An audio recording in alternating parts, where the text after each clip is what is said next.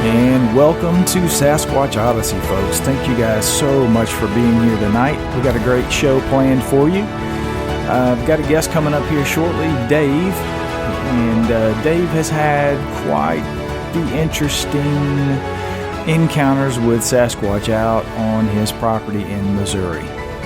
You know, when I started this show, I said I was going to do my very best to put out people's stories as they told them in their words, because none of us really know what's going on with Sasquatch, right? Nobody's got one in their basement studying it. Nobody's been able to say they do this, they do that, they don't do this, they don't do that. So when people have what I would call a more interesting encounter, a more woo-woo type encounter, I don't judge. I just simply listen to the story. I let them tell their story, and I put it out there for you guys to absorb and make your own determinations about what you're hearing, right? Because I'm not there. I'm documenting these stories, and I'm letting them tell their stories in their own words. And Dave's had some interesting experiences. I have to be honest with you. There's some of the things that we've talked about that I said, wow, that's really all I could say is wow. So just keep that in mind as you listen to the episode. He's had lots of encounters. He's got lots of things going on his property. And you be the judge. It's not for me to say what's really going on. It's his story. I'm just putting it out there for you guys. So I hope you enjoyed the show. Let's get into it tonight. I want to welcome Dave to the show. Dave comes to us from Missouri. He's had multiple experiences with Sasquatch out there in Missouri, and so glad to have you on the show to share your experiences with us tonight, Dave. Thanks so much for being here, man. It's good to be here. Awesome. I know you've had multiple experiences with Sasquatch, so why don't you just sort of walk us into the very first encounter that you ever had, what you were doing, what happened, and just take it away, man. Okay, well, I moved here from South Dakota in 2013. Or 2007. May in 2007.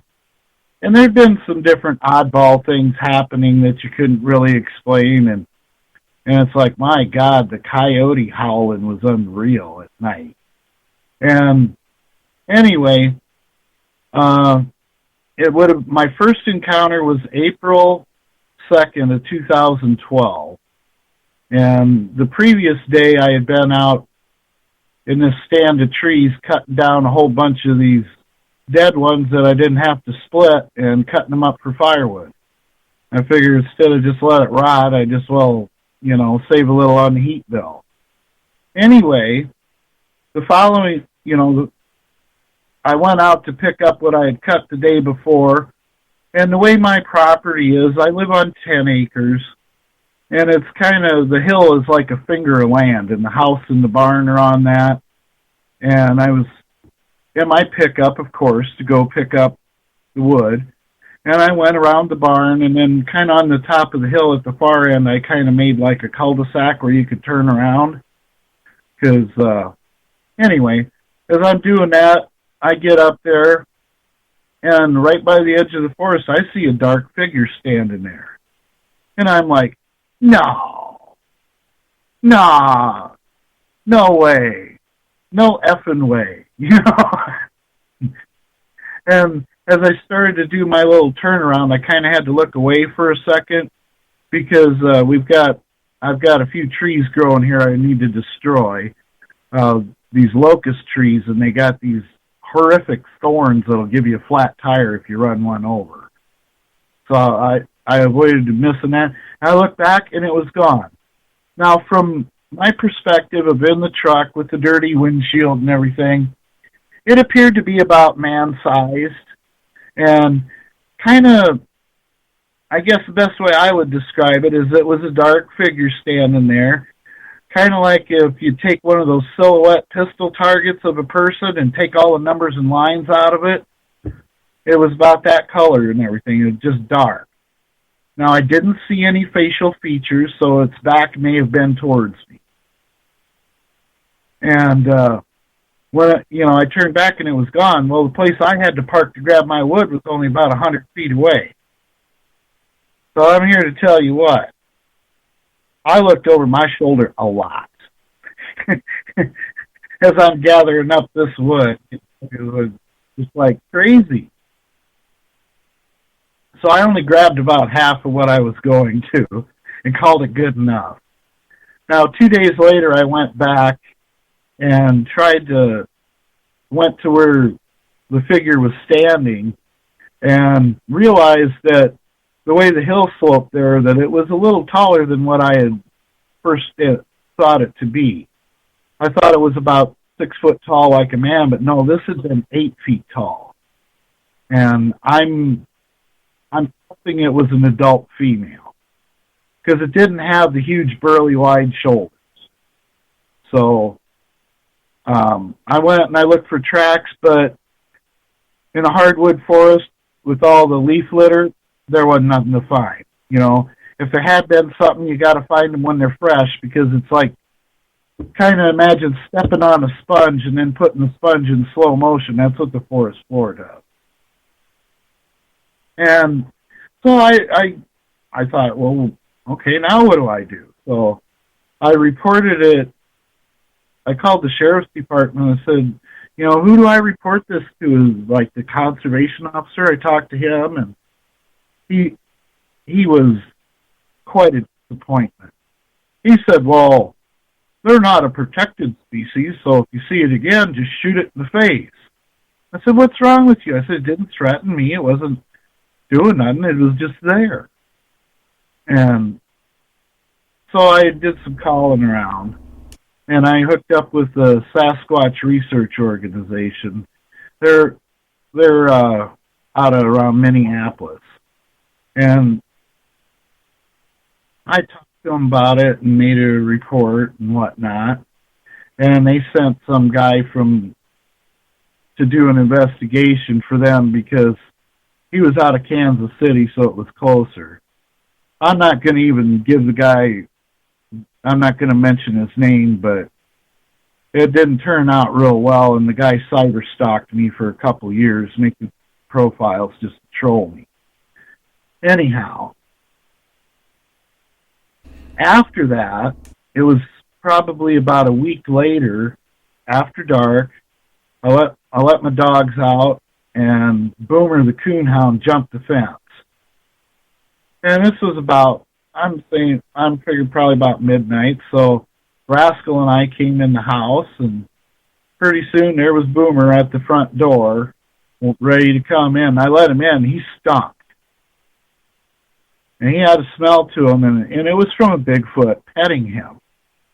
And I came to realize that it was an adult male that had been petting him, because it had, the way the smell was is, think of a sweaty horse, burnt smoke balls, with a skunk undertone. And it's like, oh, great. I really didn't feel like giving him a bath at that time of night, about 12:30, but since he's the one that likes to sleep in my bed with me, I didn't have much choice in the matter. So, anyway, then about a week later, I was a little further down the hill from where I had that original sighting. And, you buy a place in the country, you inherit a lot of old junk. Well, there was a lot of old wood and plastic and stuff where they'd been dumping below the face of the dam. So I took a burn barrel down there, and I was throwing briars and all kinds of stuff in there, and figure, you burn it up, at least you reduce the mass of it, right? And I'm down there, and about 75 yards away, I hear something moving towards me. And I couldn't get a good look at it. This was, like the third week of April. The leaves weren't really all bushed out yet, and the forest here is really thick. But I could see there was something black. And I heard it, come towards me, and it was behind this clump of oak trees that were probably about a foot around, about 7 of them in the clump. And I'm doing my thing, and I'm burning, and pretty soon something lands about 20 feet away from me. I don't know if it was a nut from a tree, a rock, who knows. I didn't see it, but I kind of laughed, and I said, "It's okay, you don't have to be afraid of me." I said, "I won't hurt you." And I'm doing my burning, and oh, let me back up on this one.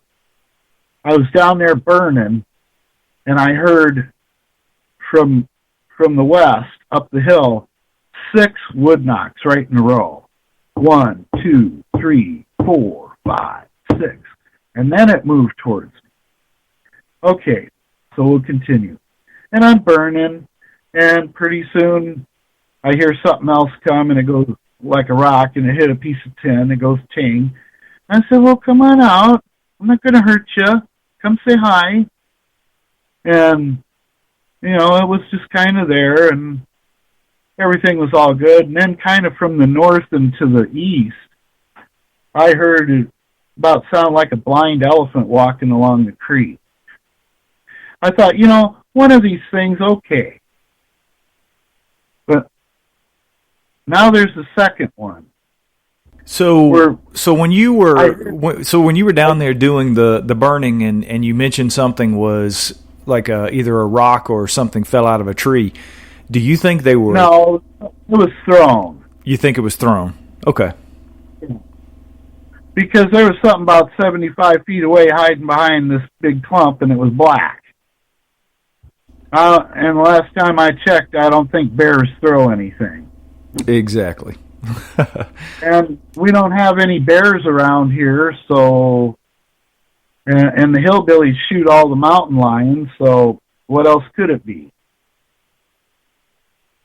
But then when there was this second one, and there was a lot of branches and stuff getting broken, in my mind I thought, kind of reminded me of how, like, when rival clans of chimpanzees encounter each other, how they put on the show and they break the branches and everything, because rather than have a conflict, they'd rather just have the other guy leave.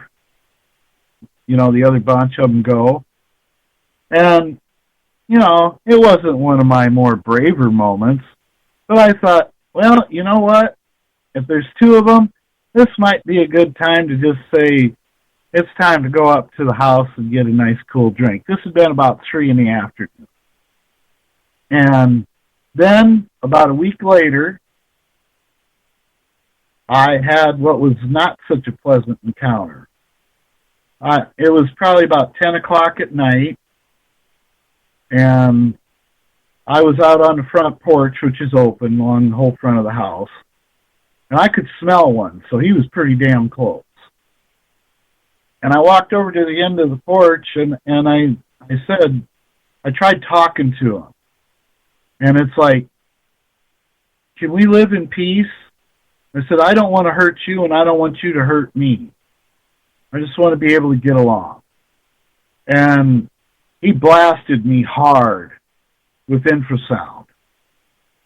Now, I don't know if there's a telepathic component to it or not, but the way it felt, it was like anger and fear, hatred and doom all rolled into one directed at me. And I physically shuddered. Was it like a yell? Was it a guttural thing? What kind of noise did it make? No. I didn't hear nothing, but I felt it. Okay, and he hit me with it a second time, and I said, "Well, you know what? I'm going inside. That's enough of that." And it left me pretty rattled. I mean, I didn't sleep at all that night, and I was in the recliner with my Mini 14 and a 40-round mag in it, sitting across my lap, and my 357 right there, too. Because I thought, this thing won't try and come in, I'm going to do whatever I got to do to be the one that lives, So, anyway, that's kind of how it started. And then I figured out that the females were doing these barred owl-like calls. So in order to, I kind of took an approach of like Jane Goodall in a way. It was like, you think, what would it be like if you landed on a planet with an indigenous population? How would you communicate with them? So I kind of tried mimicking their calls, only with I do a 4-toot whistle. And they would call back, but see, it was different enough that they could identify it as being me and not someone trying to trick them. You look at all these shows, and all they want to do is use these methods of trickery. That's all the BFRO did on finding Bigfoot. It was always trying to trick them, always trying to trick them. Well, once they realize what's going on, nobody wants to be made a fool of, and then they don't want nothing to do with you. So I started doing that, and once in a while I'd put out some food for them. And I used to have this billy goat, and I figure they're watching all the time. I'd call out to him, I'd yell to him, and I'd yell out, "Are you hungry?" And he'd come running like crazy, and I'd put his food down, he'd eat. And if they're watching, they might figure it out. So I went back down to that spot where I had been burning, and I'd yell out into the hollows, "Are you hungry?" really loud. And I'd take my shovel and hit the burn barrel a couple of times. And there was this big oak log laying there, and I'd put like a Denny Moore beef stew can with some stuff in it there. And it'd always be gone. But, that doesn't necessarily mean that they took it, but something did. But anyway, we'll get back to the SRA. After that other guy in that fiasco, they sent this guy down named Chris. And when he got there, I met him partway up the road and showed him where I had a good visual of an adult male. And he went and stood where the adult male was. And now when I had seen him, he was on all fours, and I spotlighted him. And I'll tell you what, God, they're big. And Chris was standing there, and Chris is a big boy. He's at least 6 foot. He goes, "Well, how big was he?" I said, "If he leaned down a little bit, he could touch his chin on top of your head when he was on all fours." I mean, we're talking. He had to be, I'm going to say, no less than 1,200 pounds, maybe more. And then we get up to the house, and I said to Chris, I said, "Well, I'm going to run the truck down there and call to them and stuff and see if we can get a little response." So I go down there, and I do my calling, smack the burn barrel with the shovel a couple of times, drive up to the house. He goes, "Boy, I could really hear you. You got a set of pipes on you." And then we heard from the next hill over to the north, a wood knock. Nice crisp one, And then he kind of looks at me a little bit, and then about 3 minutes later, we heard that shovel hit the burn barrel 3 times. And he kind of looks at me like, "Are you putting me on?" I just kind of go to him. I said, "No, we just do stuff different here, and we get results." But there had been a lot of that in different exchanges. And then one night most of what I record and stuff I do from my deck, because I got a crippled up leg and I don't get around so good. I can't run or nothing. So I'd go out at night, out on the deck, and they'd line up on the ridge just east of my house, about 100 feet apart. There were 3 females that would return my calls. And this one night, I could hear some bipedal footsteps coming towards me. And there's like an old, like about a 53-something old car that they just pushed down into the bottom. And I could hear like a footstep on top of the hood. You hear it go crinkle. and then you could kind of hear a couple of really light steps, and then nothing. And then I heard what sounded like a foot pivoting.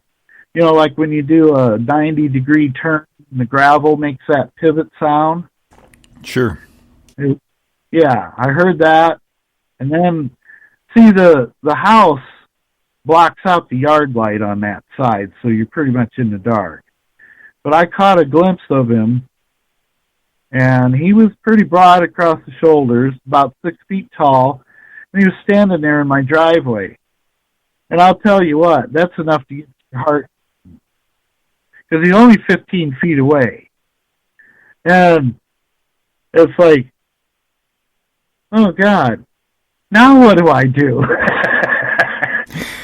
Yeah, 15 feet is really, really close. So you've seen these things. Oh, yeah. You've seen these things multiple times.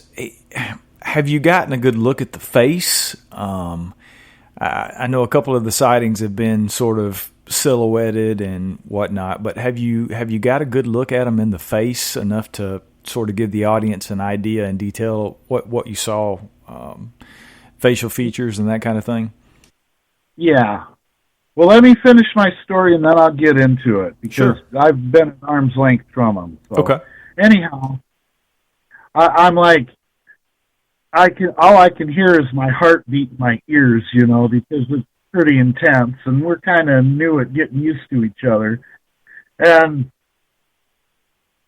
I thought, oh yeah, I went to the dollar store and bought one of them like 10 packs of Tootsie Pops, and it was right inside the door, so I grabbed that. And you never seen anybody peeling them Tootsie Pops as fast in your life.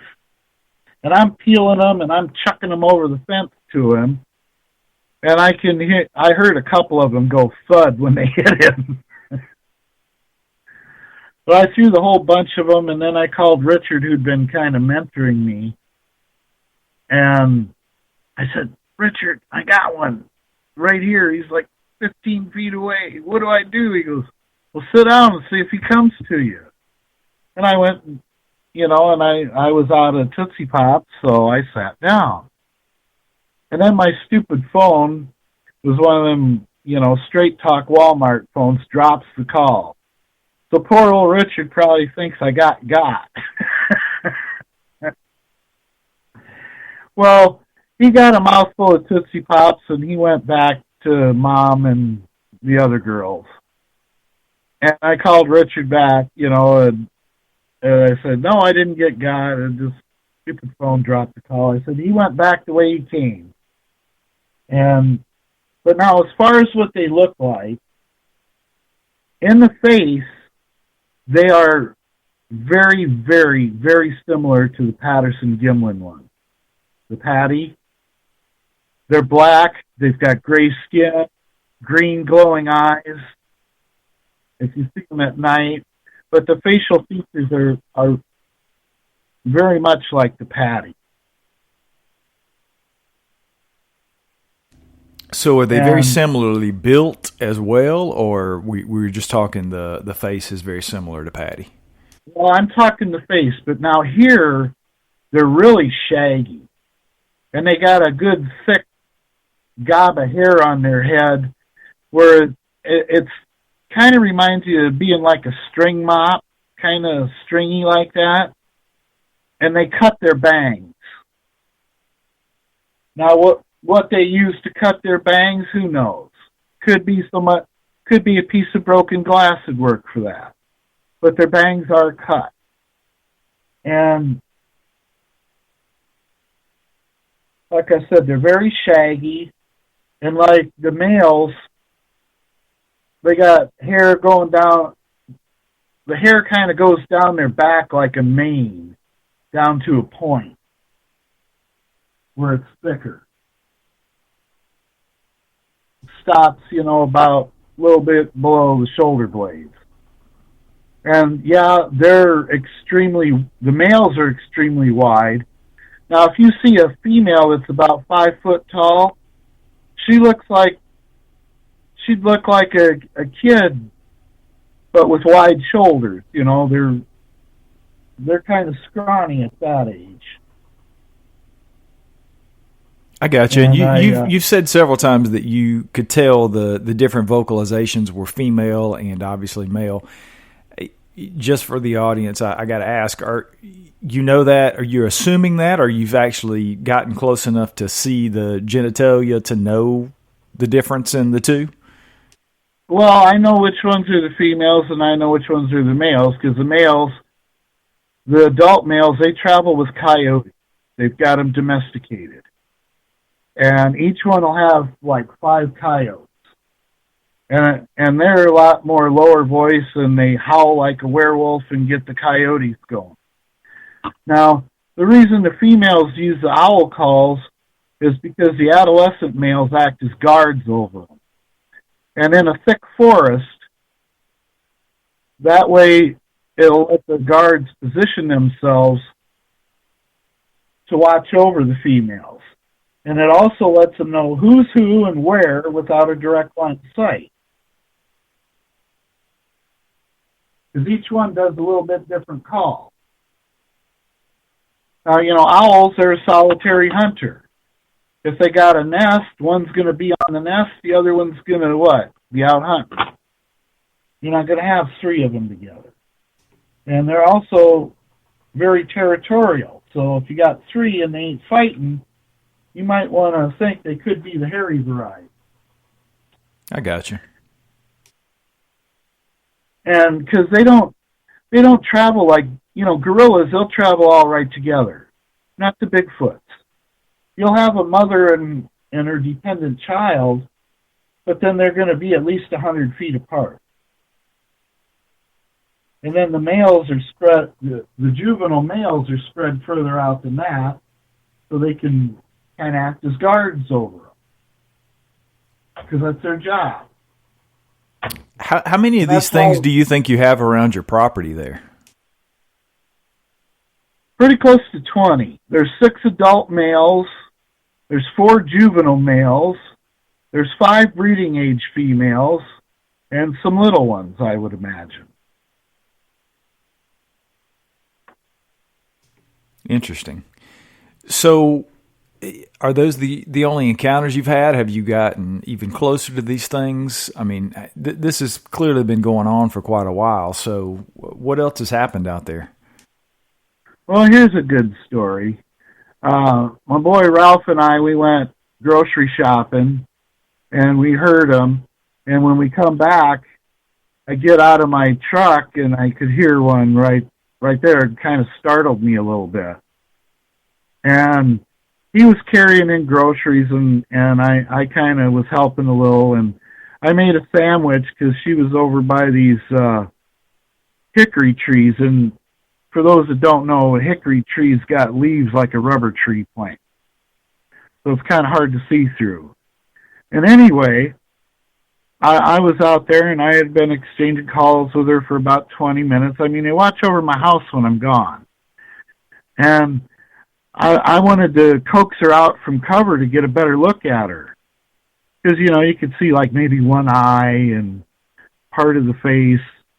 But I was trying to lure her out, and there I got my arm out, and I'm just talking. Well, come on, baby. Come here, sweetheart. You hungry? You want something to eat? And just, sweet talking her to the best of my ability, trying to get her to come out. Well, I was able to get within 7 feet of her before she retreated. Wow, that's really close. Well, I've been closer. One night I walked out into the kitchen, and I was going to I've got like a trash can that I put the bags of dog food in, and then I got a big scoop, so that I was going to put a scoop of food in a dog's dish, and I looked, and there was one right outside the window. I could see his green eyes glowing and his face up close, and I had to look up at him a little, and I was, he was probably about a 9-footer, and, once he realized that he'd been seen, then he just kind of turned left and was gone into the darkness. So the obvious question for me and probably some of the folks that are listening is, have you been able to catch these things on video? Have you been able to take pictures of them? Gotten a couple of pictures. They're not very good because of the distance. And kind of dumb luck because I didn't realize they were there at the time. But like here, when the forest leaves out, like about the first week of May, you're lucky to see 25 to 50 foot. There's just that much leaves. It's pretty dense. I got you. And usually when you see them, they go away from you. So even if you got a camera or whatever, it might be kind of hard to get a picture. I've talked to people who've had camera in their hand and didn't take a picture because they were too awestruck by what they were seeing. Right. I've definitely heard those stories too. So, Dave, why do you think these things are hanging around your property and interacting with you on this level? Do you think there's something more to it? Do you think there's something more to them? There's a couple of different camps out there that believe these things are just a giant ape that's been undiscovered and it's running around in the woods. And then there's some people that are more, kind of woo-woo that think they're aliens that are dropped out of UFOs, and then there's the people that think there's something in between, and there's mind speak and all these other things. What is your theory? You've had these interactions and you've had these very, very close encounters. What do you think is the reason that they're hanging around and the reason that they're interacting with you on this level? Well, I'm an empath, and I think they can read me easier. Plus, where they seem to bed down is not real far away from my place. And the fact that I reached out to them, and I've shown them nothing but kindness, and they like me. They like the attention. Most of my interaction is with the females. And it seems like with a lot of the people I've talked to that are having ongoing interaction, it's usually with one of the opposite sex, for whatever reason. Yeah, I've heard similar stories that people it's almost like a habituation site where they're coming in and they have access to food if you're giving them food and candy and things like that to bring them in, and it sounds like you guys have developed some sort of a relationship over the years. So it's interesting. Oh, yeah. I'm very interested. Well, the thing is, with them here, I'd much rather have them be my friends than worried if you step out the door, you're going to get ambushed. Yeah, because that's the other side of the coin. Is I've heard tons and tons of encounters that aren't anywhere near as calm and the type of encounters that you're describing. I mean, there's some pretty, people have claimed these things have attacked them physically. They've attacked their camper trailers. They've attacked their homes. They've attacked their vehicles. And I frankly, I'm in the camp that I think, people have probably been killed by these things over their history. So it's just fascinating to me that you're having all these interactions with this many individuals, and you've not had any type of, outside of the one infrasound. Well, I did get fouled at one time, but that was understandable. I had been I was heading out in the dark, and to show them that I trust them, I don't carry a gun, I don't carry a light, I walk out there in the pitch dark at my most vulnerable to show them that I trust that they won't harm me. Okay? And I was calling to the females, and I was getting out by my barn, and I got a post out there where I'll set like a coffee can with, some dog food and a couple of eggs and a couple strips of bacon, and they're happy. Well, I got by this open bay, and from inside the barn, I heard this growl. It sounded like a cross between a St. Bernard and a bear or something from up by the ceiling. And it's like, oh, God.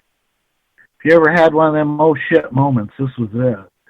I've had a couple of those in my life, yes. And think fast, what do I do, what do I do, what do I do? And so I turned my back to him. Because the reason he growled is because he felt trapped. I was in front of the opening to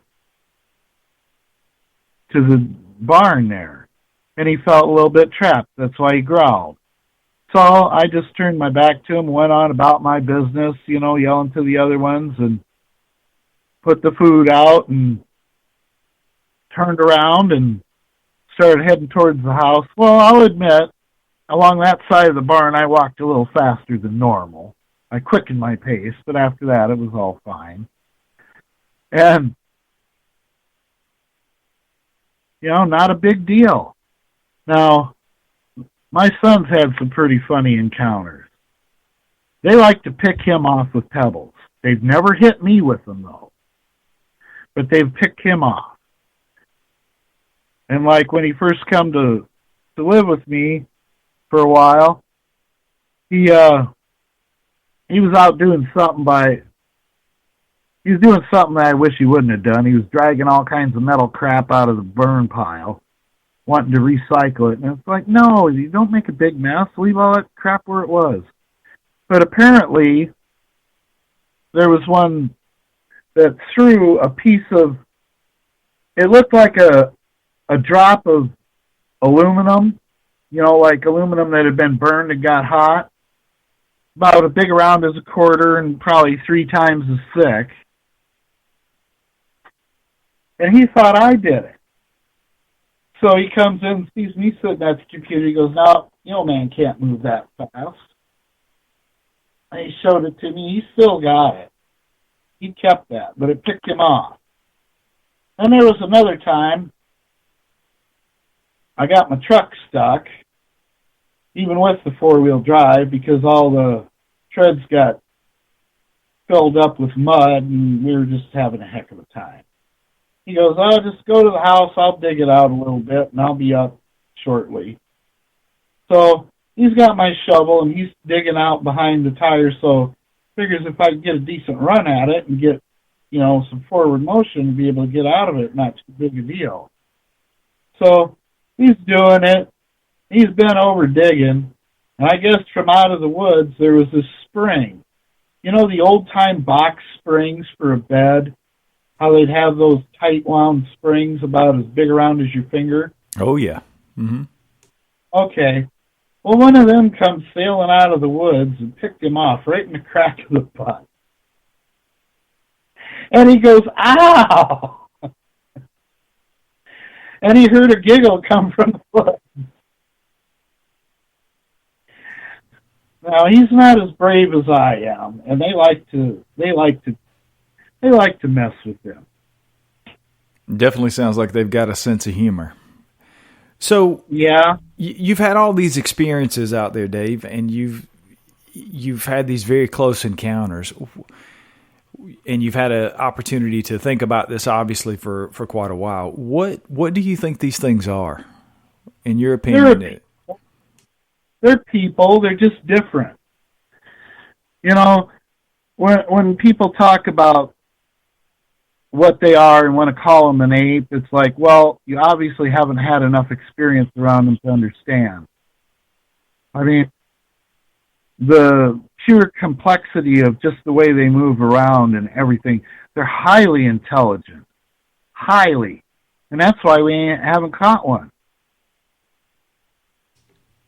So do you think they're intelligent enough to have a language of their own? Have you heard anything vocalization-wise that would lead you to believe that they're communicating in some sort of a language? Yes, and they can understand English as well. So you do believe they're able to understand English when you speak to them? Yes. Now here's an example. The starter went out on my truck. And I called my neighbor and I said, yeah, you're going to be in town tomorrow. Could you pick me up a starter? Get to the auto parts store and then just call me and I'll give them my credit card information and pay for it and then get it for me? He said, yeah, sure. I said, now I got the core. I said, what do you want me to do with it so that you got it? What vehicle you drive? And he said, oh, I'll be driving the pickup. He goes, he said the topper in the back, it's not locked. Just set it inside. Okay. So I'm walking down the road, which isn't very far to the neighbors. And along the tree line to the south, I can hear the big males, and they're getting the coyotes kind of going, trying to intimidate me a little bit. Well, I get down to the neighbors. I put the deal in the back, and I'm coming back, and they're doing that. And I just looked over at them, and I said, I just had to bring something over next door. I'm going home and going inside. All the coyote yipping, yapping, everything, it just shut off immediately. I don't know. I guess they must have understood. They didn't feel a need to try and, intimidate me. That's definitely an interesting theory. I've heard people that have heard the sort of the samurai chatter from the Sierra Sounds, and but I've never heard anybody say or really believe that they can speak or understand English. I think that's definitely interesting. I think it's a very interesting theory.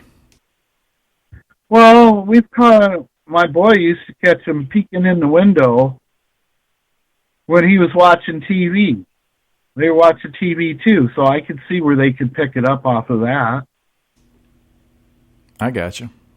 That's why not? Well, I guess that's true. Maybe they can't. I don't know how well they would speak it, but if they understand, isn't that good enough? Well, that's true. I think most animals, people who have dogs and things like that, dogs eventually understand different commands, and they, I guess it could be said that they understand English. When you tell them to come, they come. When you tell them to sit, they sit. So I can certainly understand how that would be the case for some highly functioning being like a Sasquatch. So I don't think that's too far off from reality. Now, the alien connection, I think, is a bunch of garbage myself. And this is why. There was one encounter some people had where they said a Bigfoot came out of a alien craft, and it walked right by them like it didn't even see them. Well, isn't that pretty reminiscent of an alien abduction with a human being? I think they're just another number on the aliens list of doing whatever experimentation they're doing. I don't think there's any significant connection other than that. Myself. Well, clearly nobody really knows. So, I mean, your theory is just as valid as anybody else's. Let me ask you this. I've asked people in the past, and I've heard other people during interviews, and just about every scenario where I've ever heard of like a habituation site or these things are hanging around a person's property on a regular basis, I always hear people talk about lights and seeing orbs of light. Have you had any experience with anything outside of Sasquatch like the orbs or seeing lights around your property? Yeah. Well, tell us about that. Okay, on 2 separate occasions I seen white orbs high up in the tree. They didn't move, but the thing about it was extremely bright white, but it did not radiate any light from it. You look at the moon, it radiates light. These did not radiate light. It was a nice crisp edge, lasted a couple seconds and was gone. Now, I've seen something else. I had a friend here one time, and he pointed up in the sky and he said, "What the heck is that?" And it kind of had, a greenish hue to it like a glow stick. But it was up in the sky. At night up in the sky, who knows how big it was or how far away it was with any accuracy. But the thing about it that got me was it didn't move like a craft. it moved like a living creature. You know, it kind of the way it moved kind of reminded me either like a jellyfish or like someone doing the backstroke. You know how you when you do the backstroke, you got that power thrust, and then when you're swinging your arms back around again, it's kind of more stationary, and then you get that power stroke in there. Right. And it was like that. I've seen that twice. The first time it was, I think, July, and the second time it was only like 23 degrees outside, so it wasn't no bug. How big were the orbs that you saw? You said the white orbs. How big were those up in the tree? Probably about the size of a volleyball. That's fascinating, man. It's almost without fail when I hear about these things that are when the Sasquatch are sort of concentrated around a property, and it's either that or some sort of habituation site. Almost without fail, the property owner or people around the property see these lights and these orbs. What do you think the correlation? Do you think there's a correlation with the orbs and the Sasquatch, or do you just think it's some sort of weird coincidence that those things are happening, not necessarily simultaneously, but alongside each other? Well, the only time I've seen the orbs is when there were Bigfoot out there and I was interacting with them. I don't know. Energy lives on forever in a way, doesn't it? Maybe the one thing that ties every paranormal subject together is these orbs. True. Whether it's your food fighters, your will-o'-the-wisps, other things like crop circles, they find orbs. There was that one film in England where it basically looked like the orb made the crop circle thing. Remember seeing that? I do. Yeah, I just think it's fascinating. I'm still... I'm sure all these, what it is, just like with ghosts, they find orbs. And Very they find true. a lot of stuff in the camera. Now, some of it can be dust, some of it can be bugs, some of it's other stuff. Who's going to say for sure, Unless you had one to examine and, take apart and see just what it is. That's the mystery we just aren't going to know. I agree. I agree.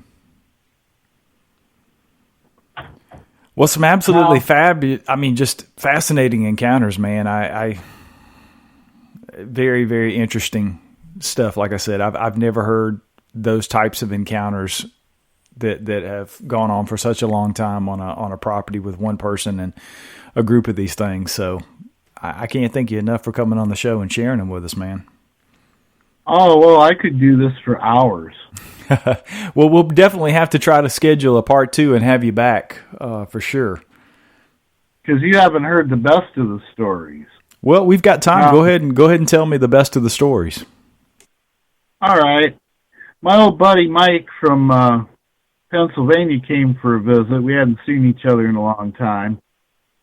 And he thought the squatching thing was kind of neat. Well, it was getting towards dark. I put some food out, to try and draw the females in. And then we started hearing the males sound off with the coyotes. Now, each one of these male hunters has 5 coyotes, and they're domesticated. And they were positioned in such a manner that they were probably 1/8 of a mile out from us. But it was just like like if you had a pie and where the slice mark is, it was like that. And they were that strategically positioned. I had a friend come out here. I told him if he wanted to hunt some turkeys that there were a few. And he come out and he's going to try and get ahead of them and by the west side of my property. And he goes down there. And at first, he said, I heard this really long whistle. It was like 3 breaths long. He goes, and then I heard one, he goes, that was probably 75 yards to the west of me. And I heard it again, answered it back about 75 yards to the east. He goes, and when I looked, he goes, I seen 5 coyotes. He goes, they were all right in a line, which is just not normal. And he goes, and one of them didn't have a tail. He goes, it might have been a dog. But he goes, they usually got that big bushy tail, kind of like a fox does. And he goes, the one didn't have that, didn't have a tail for whatever reason. And he said, so after that, I kind of got this uneasy feeling, and I decided it was best just to get the heck out of there. Now, I remember one time I let my dogs out. I had my spotlight. They run to the corner of the pen, and they're wagging. And then I heard a stick crunch. And I shined the spotlight, and it was a young male Bigfoot. We call him Little Andy. And he was on all fours, kind of looking back at me. And when I hit him with the spotlight, oh, Jesus, he looked like a demon. Because the eye shine was so intense. It come out of his eyes and obscured his facial features. You know, like in the vampire movies when they put a stake in one and the fire comes shooting out the eyeballs? Mm-hmm. The green shine was like that. And then he stood up so he wasn't getting directly hit in the eye. And I'd lower it, and then he'd go back on all fours, and I'd raise it up again, and then he'd stand up again. And, you know, he made friends with my dogs. Not trying to kill them, but he made friends. Now, when my Marine buddy Mike was out here visiting, and they were all going off like that, I said, now, you know, we got to go. There's one on each side of the hill we got to walk between to get to the house of the young juveniles. And he's going, I've been in the woods all my life, and I ain't never heard nothing like that before. He goes, yeah, if it was me, I'd be shooting some of them coyotes. I said, I ain't going to do that. If I shoot their coyotes, they'll kill my dogs. But it's not how we get along. And he's going on and on. I said, Mike, it's like deer hunting. Got to be quiet. I said, I want to hear them, that we got to walk between to get to the house, and all I can hear is your mouth. And he's going on and on and on. I'm like, hush. Like, shut up. Will you be quiet? And finally I just said to him, I said, you're just like a little boat motor. Put, put, put, put, put, put. So if you don't shut up, I'm going to bust you right in the head as hard as I possibly can. And then he finally shut up. But I'll tell you, at that point, he was done. He didn't want to go squatching no more. Yeah, I can imagine. That sounds pretty intense. Now, they've come in the house before when I'm gone. One time I had bought one of those boneless turkey breasts and had the deli slice it all up for me and put it in 3 packages. I had one of them sitting out on the counter waiting to thawing out so I'd have sandwiches for the week. Well, I went somewhere and I come home and it was gone. My dogs didn't do it. There wasn't any remnants of paper or, the cellophane, like the handy wrap stuff in there. It was just gone. Well, later I found it on the hill to the east, some of the paper. And on one time they tried coming in the kitchen door, and they hadn't quite figured out how to turn the doorknob yet. And the doorknob was crushed. Wow. Somewhat. And it was to the point where I had to take the doorknob apart to let the dogs out to go potty in the morning. And then my boy Ralph was sitting at the computer, and he heard the door pop this one night, because it took us a couple days to get the lumberyard to get another doorknob. And he said he looked over. He goes, I didn't see nothing. And then all of a sudden there was this black finger reached through the door, where the doorknob was, hooked on there and pulled it shut. Well, I suppose he was out there on the porch swiping the kitties' food. Because I just used to feed the cat gravy train like I did the dogs. Right. And feed him out there. Now, over the years, I've had 4 deer stolen from me by them. And this one, we call him Little Andy. He's the juvenile male that hangs out most of the time. And I've been seeing him grow since he was 6 feet tall. Now, the average adult male here is a full 12 feet tall. Wow, that's huge. Most people, when it comes to Bigfoot, they really don't know anything, even the experts. If they're thinking that an adult male is 12 feet, an adult male or adult female is 8 feet. And that's the size. Now, I came up with a pretty good, accurate formula for determining the height of a Bigfoot from its footprint. And what is your formula? Based on observation first, and where you could measure the height and a corresponding footprint to go with it. And it's really simple. You take the number of inches and divide it by 2, and it will give you the height. A female will have a narrower heel, and they'll top out at about 16 inches. A male, his will be 24 inches. Now, the way that I came up with this formula was I went with Little Andy, who was, when I first encountered him, like 6 feet tall. An adult male is 12 feet tall. Well, an adult human that's around 6 feet tall, and a human male child that's about 5 years old is 3 feet tall, right? Sounds about average. It up. Now, from the age of where they're like 6 feet tall, and I can only say this on the males because that's what I see more of than the females. Because they usually stay back. They're very protective of their young. But, given that, over the years, he grows about 6 inches a year. So if you figure he was 5 feet tall, he would reach maturity at 12 feet at 17. It sounds pretty reasonable, doesn't it? Yeah, I would say that's a pretty reasonable assumption, and that's an interesting. I've never heard that. Divide the footprint inches by 2, and that'll give you the size of the height. So. Well, and it's very accurate, but you got, people want to say, well, the primate formula is blah, blah, blah, and it's all off.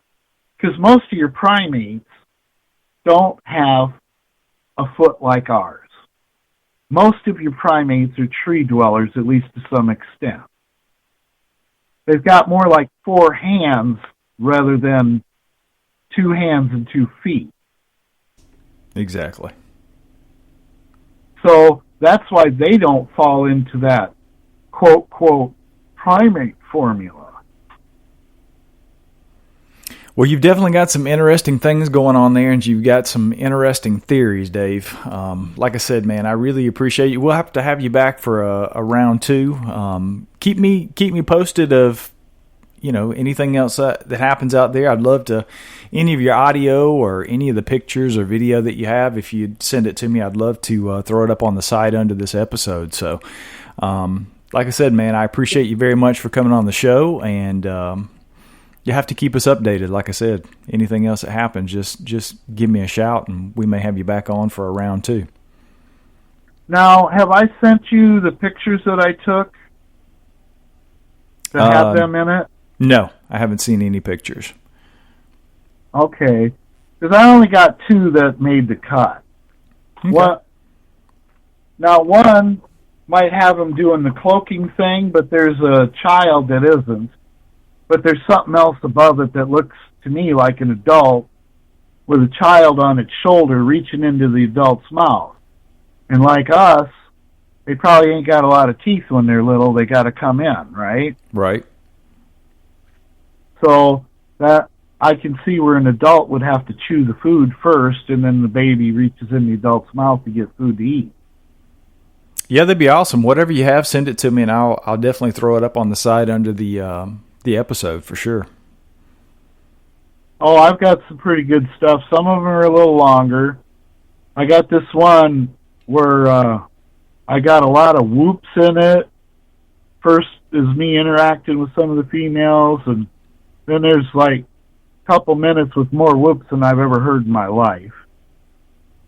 Awesome, man. Well, I would definitely love to hear it. And then there's a part in it where I don't know if you can bring it out, but when I heard it, it's like they're talking, and then it gets later in there where it's about a 45-minute one, and later in it there's the males howling with the coyotes and stuff, and I got a ton of that stuff. Okay, well, whatever you have, send it to me. I'd love to hear it and see it. So, well, that's it for the night, folks. Remember, if you've had an encounter you'd like to be on the show, just send me an email. You can get me at brian@sasquatchodyssey.net. And thanks again, Dave, man. I hope you have a great night. Yeah, you too. Bye.